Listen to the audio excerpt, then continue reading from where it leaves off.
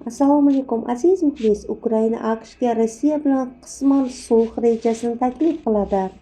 Ukraina ertaga Saudiya Arabistonida o'tadigan muzokaralarda AQShni harbiy va razvedka yordamlarini tiklashga ishontirishga harakat qiladi. Buning uchun Kiyev Rossiya bilan qisman o't ochishni to'xtatish variantini taklif qilmoqchi. Manbalarga ko'ra, Kiyevning ushbu taklifi dronlar va uzoq masofali raketalar bilan hujum qilishni taqiqlash hamda Qora dengizdagi harbiy harakatlarni to'xtatishni o'z ichiga oladi.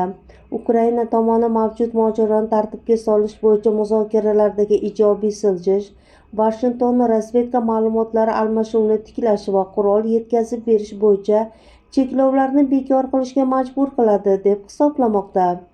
Ukraina rasmiylaridan biri qisqa muddatli istiqbolda Vashington bilan aloqalarni yaxshilash asosiy maqsad ekanini ta'kidlab o'tdi.